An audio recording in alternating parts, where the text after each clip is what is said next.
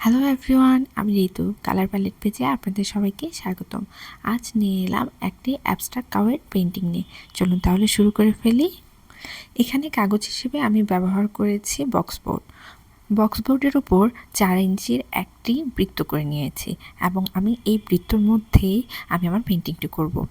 শুরুতে আমি পেন্সিলের সাহায্যে ড্রয়িংটি করে নিয়েছি, খুব ডিটেলসে না, জাস্ট হালকা করে। তারপর করেছি সাদা রঙের কাজ। সাদা রঙের কাজ আমার তেমন কোথাও নেই, শুধু গরুটিতে রয়েছে, তাই সাদা রঙের কাজটি আমি আগে করে নিয়েছি। তারপর নীল রং ব্যবহার করে আমি আকাশের কাজ করে নিয়েছি।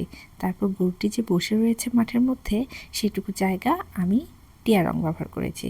মাঝের যে অংশটুকু রয়েছে সেখানে আমি হলুদ রং ব্যবহার করেছি। মোটামুটি আমি আমার ব্যাকগ্রাউন্ডের কাজ শেষ করে ফেললাম। এখন এটি শুকানোর জন্য ওয়েট করব। শুকানো শেষ হলে আমি চলে যাব গরুর দিকে।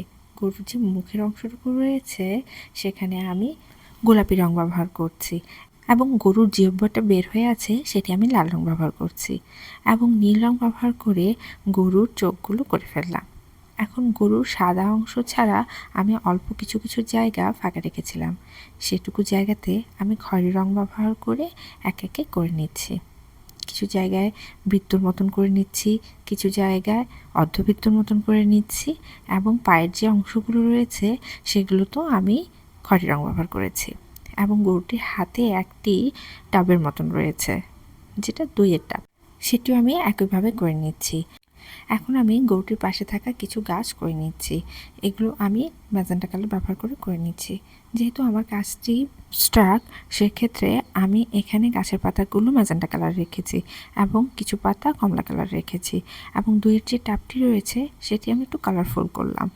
এরই মধ্যে আমি হলুদ কালারের ব্যাকগ্রাউন্ডের উপর কমলা কালারে একটু ডিজাইন করে নিলাম। এখন কালো রং ব্যবহার করে গরুটির ভ্রু চোখ করে নিলাম, সেই সাথে সাদা রঙের সাহায্যে চোখগুলোতে একটু হাইলাইট করলাম। চলে যাচ্ছি জেল পেনের দিকে। জেল পেন ব্যবহার করে আমি আকাশের কাজটি করে নিচ্ছি। একটু ডিজাইনের মতন করে আকাশের কাজটি করছি, বরাবরের মতন আমি যেরকম ডিজাইন করি ঠিক সেভাবেই আকাশের কাজটি করে নিচ্ছি। তারপর চলে যাচ্ছি আমার হলুদ ব্যাকগ্রাউন্ডটির দিকে। হলুদ ব্যাকগ্রাউন্ডটি আমি কিছুটা ঢেউয়ের মতন করে নিলাম দুই সাইডে। মাঝের অংশটুকু দাগ কেটে কেটে অ্যাবস্ট্রাক্ট ডিজাইনের মতন করে নিচ্ছি। তারপর নিচের যে অংশটুকু রয়েছে সেই অংশটুকুতে কিছু ডিজাইন করব। তার আগে গরুর আমি ডিটেলিংয়ের কাজ জেল পেনের সাহায্যে করে নিচ্ছি। সেই সাথে পাশে থাকা যে কাজগুলো রয়েছে সেগুলো ডিটেলিংয়ের কাজ একটু একটু করে নেব।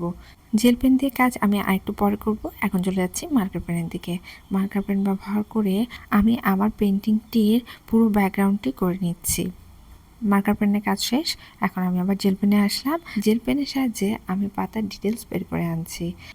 তারপর আমার সবুজ যে ব্যাকগ্রাউন্ডটি রয়েছে সেই সবুজ ব্যাকগ্রাউন্ডটিতে আমি একটু একটু করে ডিজাইন করব, ছোট ছোট বল বল করে।